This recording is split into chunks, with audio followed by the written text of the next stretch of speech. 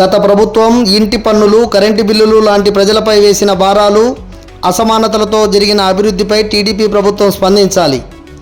BAS కళ్యాణ మండపంలో జరిగిన సమావేశంలో వ్యాపార, వాణిజ్య, విద్య, వైద్య రంగాల వివిధ కాలనీల అసోసియేషన్ల సమావేశం తీర్మానం. అద్దె విలువపై 5 ఏళ్లకు ఒకసారి విధించే ఇంటి పన్నులు, ఆస్తి విలువపై ఇంటి పన్ను విధించే చట్ట సవరణ చేసిన జగన్ ప్రభుత్వం పట్ల సంఘాల ప్రతినిధులు అసంతృప్తిని వ్యక్తం చేశారు. బిల్డర్స్ అసోసియేషన్ జిల్లా ఉపాధ్యక్షులు కేఈ జగదీష్ అధ్యక్షతన శనివారం ఉదయం బీఏఎస్ కళ్యాణ మండపంలో పట్టణ పౌర సంక్షేమ సంఘం ఆధ్వర్యంలో విస్తృత సమావేశం జరిగింది. సమావేశంలో సీనియర్ న్యాయవాది నాగేంద్రనాథ్, ప్రైవేట్ విద్యా సంస్థల సంఘం రాష్ట్ర ప్రతినిధి Ravindra Pullaiah, IMA executive councillor member doctor Rahul, న్యాయవాది రిటైర్డ్ డీఎస్పీ పాపారావు, ఆర్టీఐ కార్యకర్త రవికుమార్, వివిధ కాలనీల అసోసియేషన్ల ప్రతినిధులు మద్దిలేటి, పట్టణ పౌర సంక్షేమ సంఘం రాష్ట్ర కమిటీ సభ్యులు ఇరిగినేని పుల్లారెడ్డి మాట్లాడారు. ఈ సందర్భంగా వారు మాట్లాడుతూ, ఆస్తి విలువపై పన్ను విధించే విధానం వల్ల ఆస్తి విలువ పెరిగినప్పుడల్లా ఇంటి పన్నులు పెరుగుతున్నాయని, దీనికి తోడు విద్యుత్ బిల్లులపై 8 రకాల అదనపు ఛార్జీలు వేస్తున్నారని విమర్శించారు. ఈ విధానాల వల్ల గడిచిన 5 ఏళ్లలో ఇంటి పన్నులు, కరెంటు బిల్లులు 100% పెరిగాయన్నారు. ప్రజలకు భారంగా మారిన ఇంటి పన్నులు, కరెంటు ఛార్జీలు రద్దు చేయాలని కోరారు.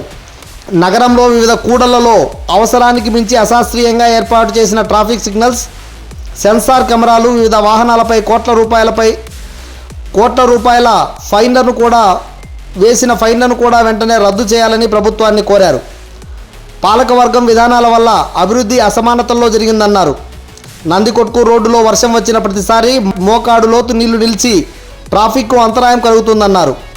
నగరంలో అనేక కాలనీలలో వర్షం వస్తే ఇంట్లో నుండి బయటకు వెళ్ళలేని పరిస్థితి ఏర్పడిందని, అలాంటి కాలనీలలో వెంటనే అభివృద్ధి పనులు చేపట్టాలని కోరారు. కర్నూలు సమీపంలోని జాతీయ రహదారికి చెందిన సర్వీస్ రోడ్లు, నగరంలోని ఆర్ఎన్బి రోడ్లు విస్తరణ చేయనందువల్ల ప్రమాదాలు జరిగి అనేక మంది హాస్పిటళ్ల పాలవుతున్నారన్నారు. కొందరు మరణించడం కూడా జరిగిందని ఆవేదన వ్యక్తం చేశారు. ఈ మధ్యకాలంలోనే సూర్య దేవాలయం దగ్గర ఒక యువకుడు ప్రమాదానికి గురై కోమాలోకి వెళ్ళాడని, మెడికల్ కాలేజీ సమీపంలో వైద్య విద్యార్థి మరణించడం, దర్గా దగ్గర ప్రతిరోజు ప్రమాదాలు జరగడంతో పాటు ప్రజలు నరకం అనుభవిస్తున్నారని విమర్శించారు. సమస్యలపై ప్రభుత్వం స్పందించాలని కోరుతూ సమావేశం తీర్మానం చేసిందన్నారు.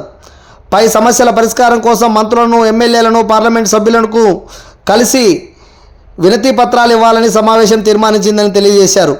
ప్రభుత్వం స్పందించకపోతే ఆందోళన తప్పదన్నారు.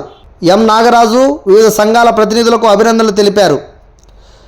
సమావేశంలో ఛాంబర్ ఆఫ్ కామర్స్ జిల్లా కార్యదర్శి ప్రసాద్, పెట్రోల్ బంకుల యజమానుల సంఘం ప్రతినిధి రంగస్వామి, బంగారు వ్యాపారస్తుల సంఘం ప్రతినిధి మహేష్, న్యాయవాదులు, మాజీ పీపీ ఎస్ఏ సుభాన్, రాము, గురుశంకర్, నగరంలోని వివిధ కాలనీల అసోసియేషన్ల ప్రతినిధులు వన్నూరు సాహెబ్, విజయ్, గోపాల్ రెడ్డి, యూనిస్, శ్రీనివాసులు, సివి వర్మ, ఏ వెంకటేశ్వర్లు, శ్రీనివాస్ రెడ్డి, రమణగౌడ్, శశికుమార్ రెడ్డి తదితరులు పాల్గొన్నారు. కొత్తగా అధికారంలోకి వచ్చినటువంటి తెలుగుదేశం ప్రభుత్వానికి మేము అభినందనలు తెలియజేస్తూ, గత ప్రభుత్వము అశాస్త్రీయంగా ఇండ్ల పన్నుల విధానాన్ని తీసుకొచ్చి పెట్టింది. గతంలో అద్దె విలువపై ఉండేటువంటి పన్నును ఆస్తి విలువపై మార్చినందువల్ల ఆస్తి విలువ పెరిగినప్పుడల్లా, రిజిస్ట్రేషన్ ఛార్జీలు పెరిగినప్పుడల్లా ఇండ్ల పన్నులు పెరుగుతూ ఉన్నాయి.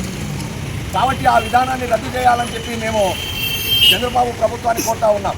అలాగే కరెంటు ఛార్జీలు, కరెంటు బిల్లు పైన 7-8 రకాల అదనపు ఛార్జీలు భారం వేస్తూ ఉన్నారు.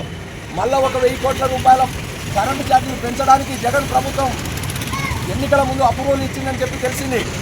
కాబట్టి ఇండ్ల పన్నులు, కరెంటు ఛార్జీలు భారం తగ్గించాలని చెప్పి ప్రభుత్వాన్ని మేము కోరుతా ఉన్నాం. అలాగే కర్నూలులో జగన్ ప్రభుత్వము సెన్సార్ కెమెరాలు పెట్టారు, అవసరానికి మించి పెట్టారు. కొన్ని లక్షల వాహనాలపై ఫైన్లు ఉన్నాయి. కోట్ల రూపాయలు ఇప్పుడు ప్రజలు ఫైన్లు కట్టాల్సినటువంటి అవసరం ఉంది. కాబట్టి ప్రభుత్వాన్ని ఆ ఫైన్లని రద్దు చేయాలని చెప్పి మేము పట్టణ పౌర సంక్షేమ సంఘంగా కోరుతా ఉన్నాం. అలాగే రోడ్ల విస్తరణ జరగలేదు 5 సంవత్సరాల నుంచి. 2 రోజులకోసారి యాక్సిడెంట్లు జరుగుతూ ఉన్నాయి. అనేక మంది కాళ్ళు చేతులు విరిగి హాస్పిటల్లో పాలవుతూ ఉన్నారు. మొన్న ఒక డాక్టర్ కూడా చనిపోయారు. అనేక మంది హాస్పిటల్లో ఉంటున్నారు. కాబట్టి రోడ్ల విస్తరణ చేయాలి. హైవే రోడ్లు కానీ కర్నూలు ప్రధాన రోడ్లలో ప్రమాదాలు జరగకుండా చర్యలు తీసుకోవాలి. రోడ్లు అభివృద్ధి చేయాలి. అన్ని వీధులలో రోడ్లు, కాలువలు కూడా నిర్మించాలని చెప్పి పట్టణ పౌర సంక్షేమ సంఘంగా రాష్ట్ర ప్రభుత్వాన్ని మేము కోరుతా ఉన్నాం. వాస్తవంగా మనందరం కూడా మా దృష్టిలో కొత్త ప్రభుత్వం తెలియజేయండి. కొత్త ప్రభుత్వం ముందు అనేకమైన సమస్యలు ఉన్నాయి. ముఖ్యంగా మున్సిపాలిటీల్లో ప్రత్యేకించి కర్నూలు నగరపాలక సంస్థలో ఉన్నటువంటి అనేక సమస్యలను ఏదైతే ఆరోగ్యరీత్యా మున్సిపాలిటీ వాళ్ళు చర్య తీసుకోవాల్సింది. ఇప్పుడు ఇందాక చెప్పినట్టు అనేకమైనటువంటి ముఖ్యంగా ప్రాపర్టీ ట్యాక్స్ అనేది గతంలో 60 సంవత్సరాలకు ఒకసారి 10 సంవత్సరాలకు ఒకసారి పెట్టింది. ఇది ప్రతి సంవత్సరంలో ప్రాపర్టీ ట్యాక్స్ పెట్టుకున్నటువంటి ఎక్కడ ఏ రాష్ట్రంలో కూడా లేదు. మరి దీనివల్ల అనేకమైన ఇబ్బందులు గురవుతున్నారు. కాబట్టి తక్షణమే ఈ ప్రభుత్వము ప్రాపర్టీ ట్యాక్స్ విషయంలో సంతోషించి గతంలో నేనేం కొత్త కోరడం లేదు. గతంలో తెలుగుదేశం ప్రభుత్వం ఉన్నప్పుడు ఎటువంటి ప్రాపర్టీ ట్యాక్స్ ఉండిందో అదే ప్రాపర్టీ ట్యాక్స్ను పునరుద్ధరించాల్సిందిగా మేము కోరుకుంటున్నాం.